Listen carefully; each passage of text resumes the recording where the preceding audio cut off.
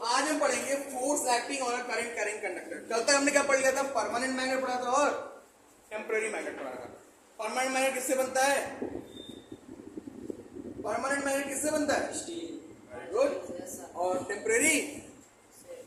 Soft iron. Iron नहीं, soft iron. समझिए?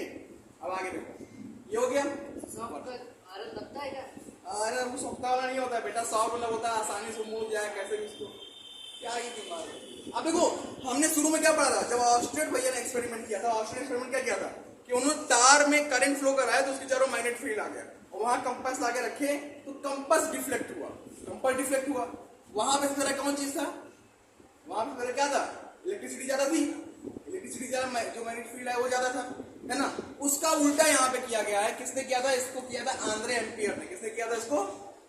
Andre Russell ना दिमाग में ले आना, ठीक है। आंद्रे एम्पियर ने किया था, क्योंकि साइंटिस्ट थे। उन्होंने क्या किया, जब उसका वाइस वर्सा कर दिया। वहां क्या किया, करंट कैरिंग कंडक्टर उसके सामने थोड़ा सा चुंबक लेके आया, वो डिफ्लेक्ट हुआ, कंपास वाला कंपास हुई। लेकिन यहाँ क्या किया गया, यहाँ पे ये मैग्नेट है, ये जो मैग्नेट है इसके बीच में एक तार रख दिया गया। क्या कर दिया गया? इसके बीच में क्या रख दिया गया? एक वायर रख दिया गया, जिसमें करंट क्या हो रहा था? फ्लो हो रहा था, जो कि किधर की ओर फ्लो हो रहा था? तो नीचे की ओर फ्लो गया तो ऊपर की ओर फ्लो होगा। क्लियर?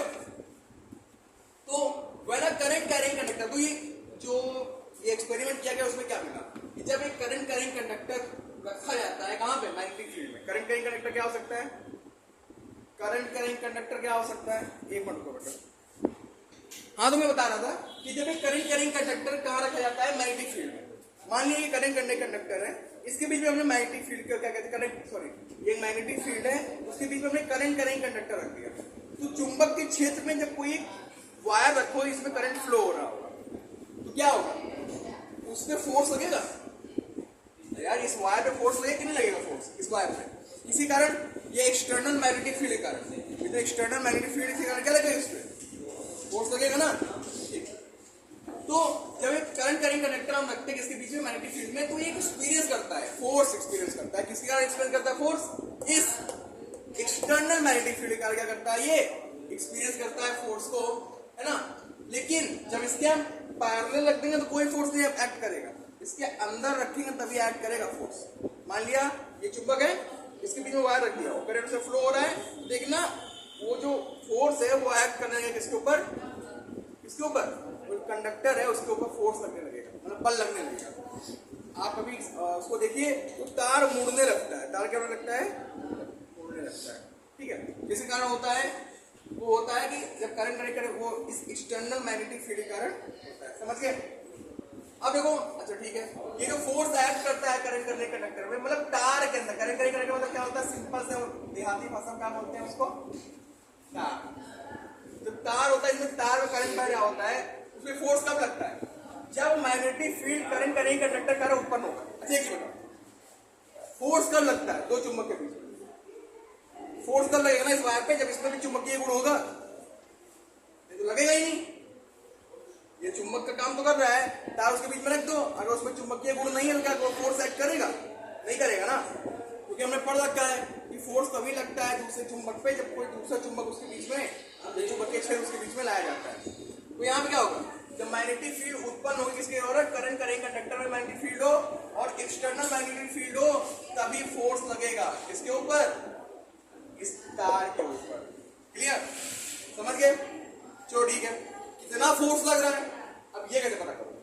हमने तो पता कर लिया इतना फोर्स लग रहा है, इस पे फोर्स लगता है, कितना फोर्स लग रहा है, कैसे पता करोगे?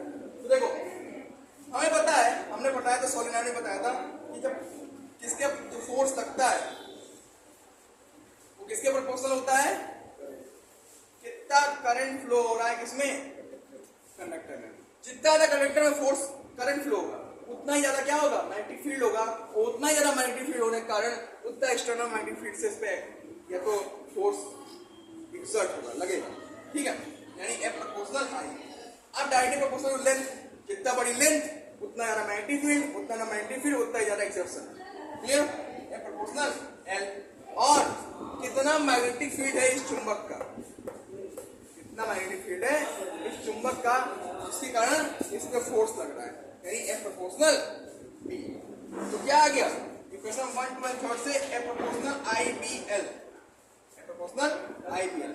और जब हमने प्रोपोर्शनल हटाया तो एक कांस्टेंट के आया, क्या आया? कांस्टेंट के, जहां के की वैल्यू क्या है? 1, के की वैल्यू 1 मान लेते हैं। तो क्या आ गया formula? F equal to I B, क्या आ गया? Proportional IBL. तो याद करने के लिए बिल्ली को भगाते हो ना, बिल्ली को भगाते हो क्या बोलते हो? बिल, तो बिल ए प्रोपोर्शनल बिल। ओके, अब जब भी बिल्ली भगाओगे तो ये फॉर्मूला याद आ जाएगा। It is clear? Now note it down. तो कितना फोर्स लगता है जब एक्सटर्नल मैग्नेटिक फील्ड में करंट कनेक्ट रखते हैं? F equal to BIL. Okay, note it down. अब को फ्लेमिंग लेफ्ट हैंड रूल। अभी हमने आपको बताया था कि जब कंडक्टर किसी मैग्नेट के बीच में रखते हैं, कंडक्टर को किसी मैग्नेट के बीच में रखते हैं तो क्या होता है? उसमें फोर्स लगता है। जब उसे फोर्स लगेगा उसमें कुछ मोशन आएगा। ये फोर्स लगता है तभी मोशन आता ही नहीं आता है। 11 में पढ़ा होगा, ठीक है? 11 में 9 में पढ़ा होगा, ठीक। अब आगे आते हैं। अब वो फ्लेमिंग लेफ्ट हैंड रूल क्या है? कह रहा है कि अपने लेफ्ट हैंड के थंब्स को, 4 फिंगर यानी कि फर्स्ट फिंगर और सेंट्रल फिंगर को इस प्रकार स्ट्रेच करो, इस में फैलाओ, ठीक है? कि आपस में क्या हो एक दूसरे के 90 डिग्री हो। कितना हो? 90 डिग्री हो, ठीक। तो जो पहली फिंगर होगी 4 फिंगर, ये क्या शो करेगी? ये शो करेगी आपको डायरेक्शन ऑफ मैग्नेटिक फील्ड। मतलब कि ये पहली फिंगर है, अगर direction of magnetic field show कर रही है, दूसरी फिंगर अभी क्या शो करेगी? डायरेक्शन ऑफ करंट अगर शो कर रही है, तो ये अंगूठा जो आपका ये क्या शो करेगा? Direction of motion of force, ठीक है? कि कंडक्टर में जो फोर्स का मोशन लग रहा है वो क्या होगा? जैसे देखो यहाँ कंडक्टर है, इसमें मैग्नेटिक फील्ड क्या है? ये डायरेक्शन, ये जो फिंगर है किसको शो करती है? मैग्नेटिक फील्ड शो करती है। तो मैग्नेटिक फील्ड किधर किधर होता है? नॉर्थ साउथ की होता है। तो लो इसको उसके डायरेक्शन रखती है। करंट नीचे बह रहा है, लो करंट वाले डायरेक्शन करती है। तो ये फोर्स किधर क्यों लगेगा? बाहर की ओर। इसमें कैसा फोर्स लग रहा है? अपवर्ड। किधर क्यों लग रहा है? और यही कंडीशन पलट दो। अगर इस करंट को हम क्या कर दिए? पलट दिए। क्या कर दिए? पलट दिए। करंट पलटे नहीं, ये फोर्स लगने की डायरेक्शन में क्या हो गई? पलट गई। कैसे सर? ये वाली फिंगर क्या शो करती है? डायरेक्शन ऑफ मैग्नेटिक फील्ड, लो इसमें रख दिए। ये फिंगर किसको शो करती है?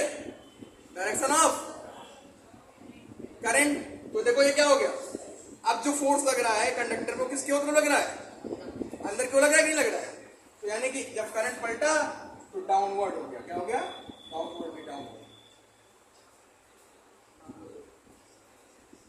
समझ गए?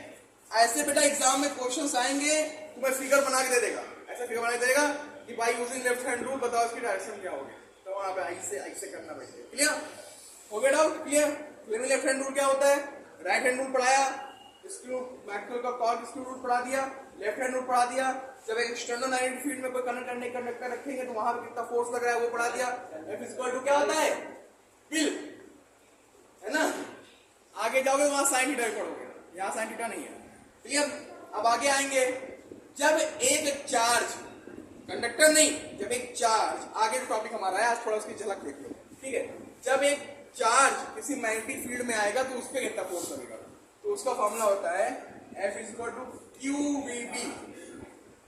चार्ज वेलोसिटी को तो कोई गति कर रहा होगा और उसमें कोई मैग्नेटिक फील्ड होगा, तो उस पर कितना फोर्स लगेगा? F बराबर QVB, कितना फोर्स लगेगा। क्लियर? Without clear? आज के लिए इतना ही, मिलते हैं कल के क्लास में। धन्यवाद।